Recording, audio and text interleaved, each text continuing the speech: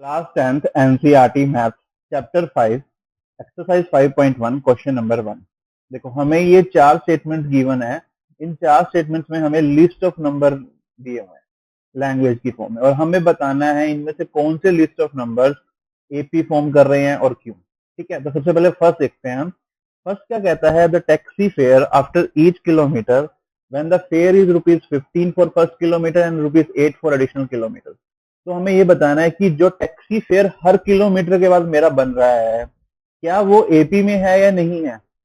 और हमें क्या गिवन है कि फर्स्ट किलोमीटर का फेयर ₹15 है और एडिशनल किलोमीटर मतलब फर्स्ट के अलावा जो भी मैं एक्स्ट्रा किलोमीटर चलूंगा उसका ₹8 पर किलोमीटर है। तो फर्स्ट के अंदर हमें क्या क्या गिवन है, given fare for first kilometre is equal to ₹15। ठीक है, and fare for additional kilometre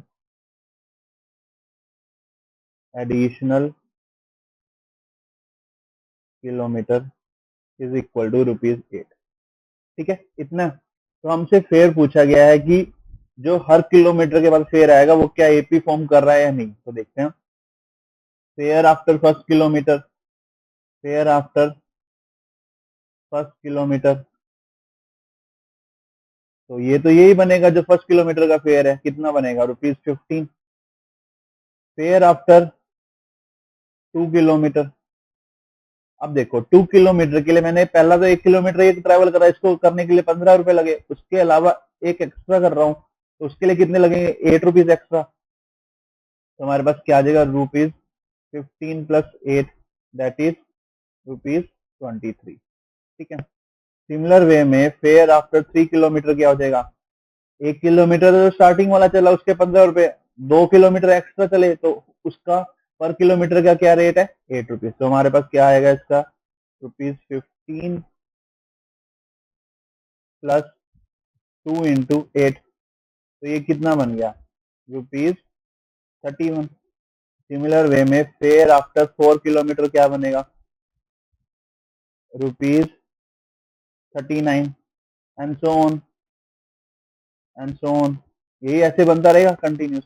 तो हमारे पास 15, 23, 31, 39 ये फेयर्स आ गए। अब एक चीज बताओ, ये फेयर्स एपी में है या नहीं है। देखो इनके बीच में डिफरेंस क्या आ रहा है, 8, इनके बीच में डिफरेंस क्या आ रहा है, 8, इनके बीच में डिफरेंस क्या आ रहा है, 8। So I will say these pairs form an AP because every successive term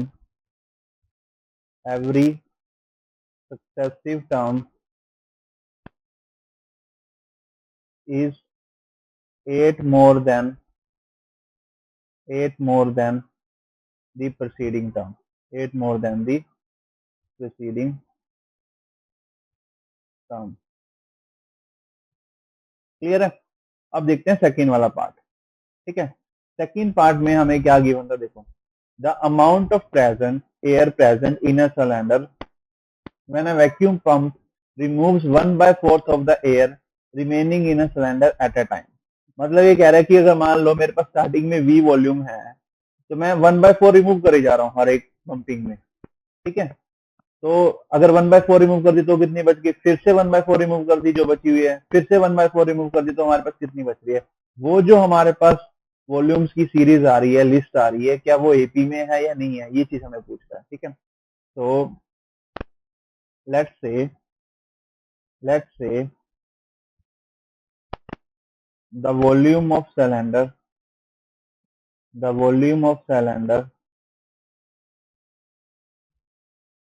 initially dV। अब अगर ये V है, मैंने ईच स्ट्रोक में 1/4 रिमूव कर रहा हूं। नाउ इन ईच स्ट्रोक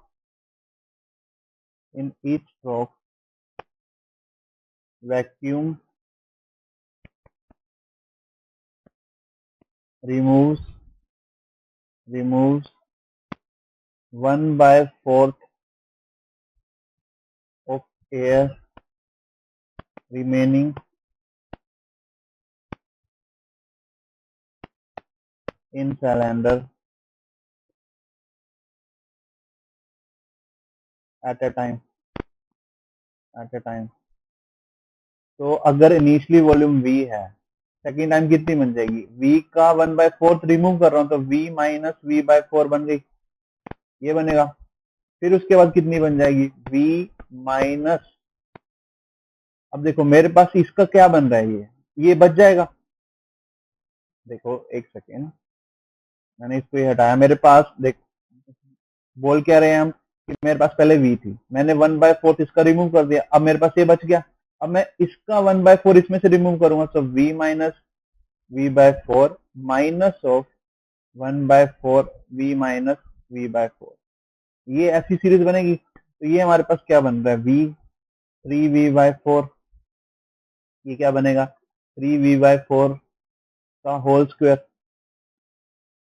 ठीक है, देखो इधर क्या बन रहा है? V/4, देख लेते हैं, इसको सिंप्लीफाई कर लेते हैं थोड़ा सा। ये क्या बन रहा है हमारे पास?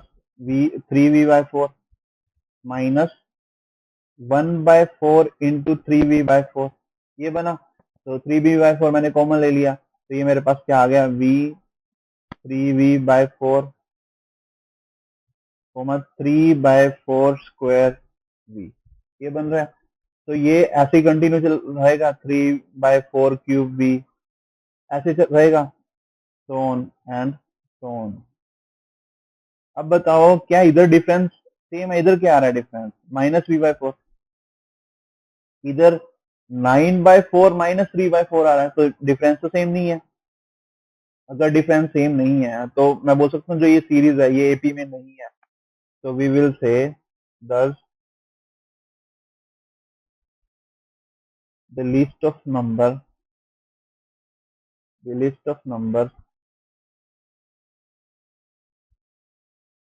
is not in AP since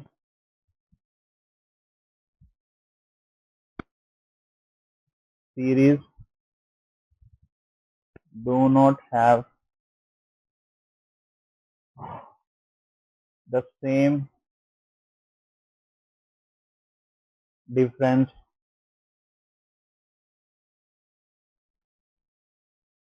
between two adjacent terms, between two adjacent terms। ठीक है, तो अब देखते हैं थर्ड पार्ट। थर्ड पार्ट में हमें क्या बोला था? The cost of digging a well after every metre of digging when it costs rupees 150 for the first meter and rises by rupees 50 for subsequent meter। तो मतलब ये क्या कहना चाहता है कि पहले एक मीटर को डिग करने के लिए 150 रुपए चार्जेस है, उसके बाद एडिशनल जो भी जितने भी मीटर डिग करूंगा उसके 50 रुपए चार्जेस है। तो मेरे पास जो हर मीटर के बाद डिगिंग के चार्जेस आ रहे हैं क्या वो एपी में है? तो हमसे ये पूछना चाह रहा है। तो हमें गिवन क्या है? Given is cost of digging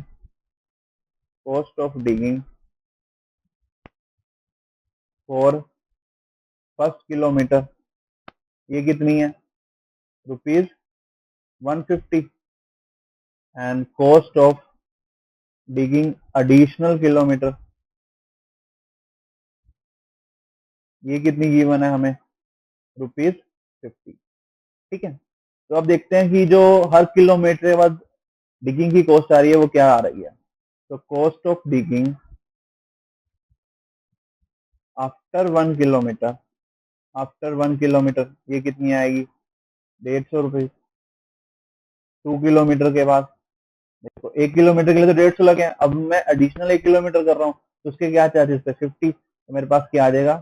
rupees 200। ठीक है, अब now cost of digging after 3 kilometre, तो मैंने 1 किलोमीटर के 15 थे, 150 थे, 2 किलोमीटर एडिशनल डिग किए, 2 किलोमीटर एडिशनल के चार्जेस क्या लगेंगे? 50, तो वो कितने हो जाएंगे? रुपीज 250। सिमिलर वे में अगर मैं आपसे 4 किलोमीटर बाद पूछूं तो ये कितना आएगा? Rupees 300। And so on and so on. तो मेरे पास क्या सीरीज आ रही है? बस देखो सीरीज आ रही है 150, 200, 250, 300। अब एक चीज बताओ, इस सीरीज के अंदर डिफरेंस क्या आ रहा है? 50-50 आ रहा है हर टर्म्स का। इधर 200 माइनस 150 50, 250 माइनस 200 50, 300 माइनस 250 50। तो अगर डिफरेंस सेम है तो क्या मैं बोल सकता हूँ ये जो हमें लिस्ट ऑफ नंबर्स मिल रहे हैं ये एपी में है? Thus this forms an AP, because difference between successive terms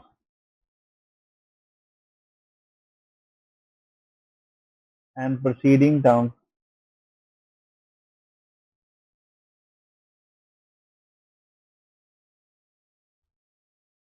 is same।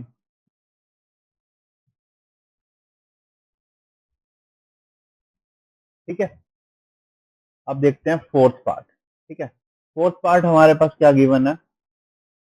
The amount of money in the account every year when 10,000 is deposited at compound interest at 8% per annum। ठीक है, तो ये बोल रहा है कि मैं 10,000 पे डिपॉजिट कर रहा हूँ कंपाउंड इंटरेस्ट पे 8% पर एनम रेट पे।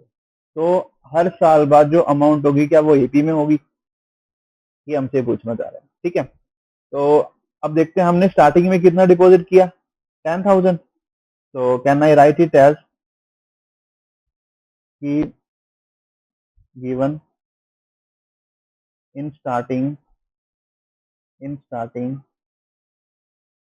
rupees 10,000 is deposited, rupees 10,000 is deposited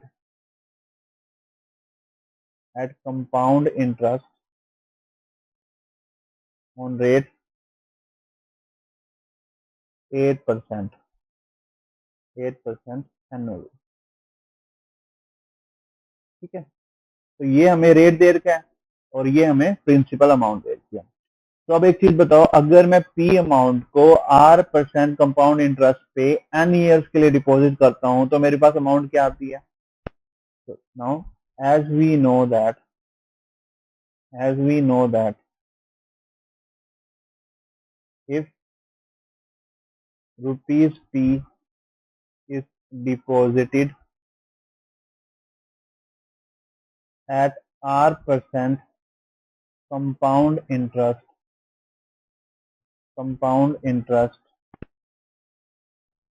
per annum for n years,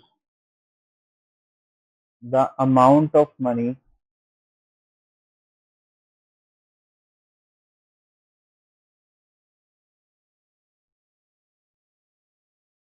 will be।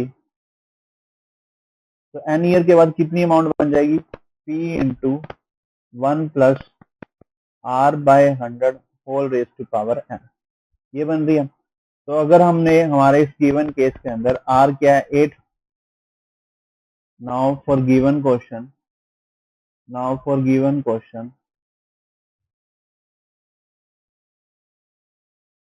P कितना है? 10,000 और R कितना है? 8। तो हर ईयर के बाद हम क्या बोलेंगे, अमाउंट क्या बनेगी? देयरफॉर अमाउंट ऑफ मनी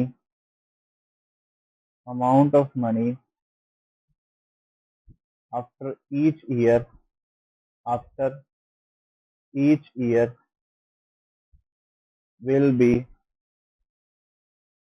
देखो स्टार्टिंग में पहले साल कितनी बनेगी? 10,000 इंटू 1 प्लस 8/100, एन की वैल्यू 1 पुट कर देंगे। फिर उसके बाद कितनी बनेगी? 10,000 into 1 plus 8/100 square.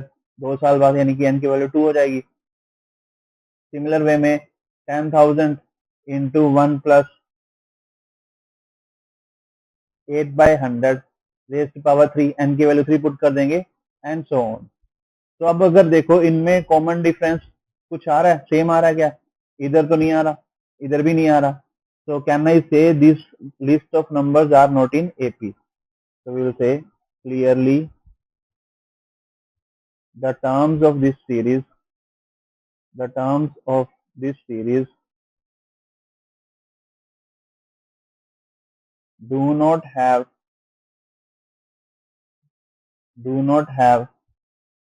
the same common difference, do not have the common difference